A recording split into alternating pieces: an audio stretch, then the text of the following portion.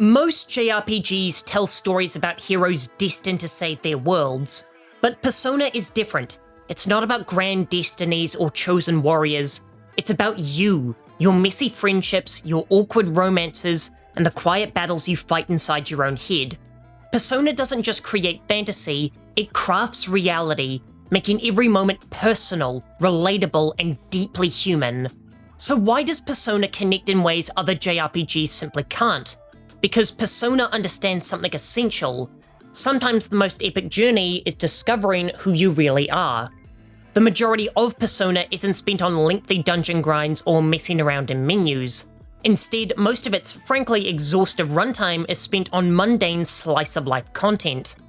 Now, I'm someone who isn't particularly fond of these slower-paced games such as life and farming sims, but there's something engrossing about Persona's social elements because it has a unique contrast that its more straight-laced contemporaries lack.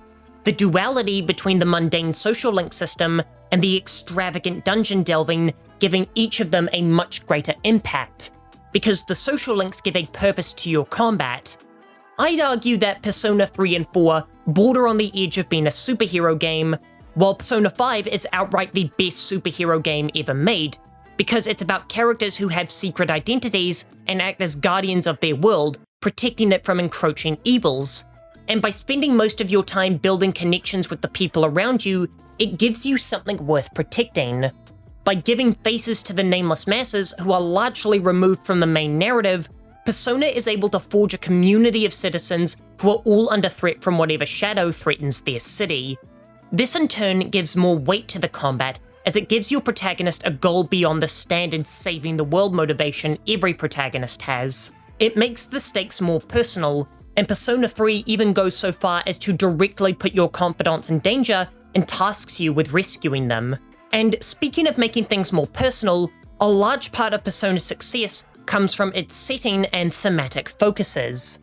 In traditional fantasy media, it can be difficult to build a connection with your audience, as to speak to the issues of the modern day, you'll have to create allegories that your average player might not pick up on.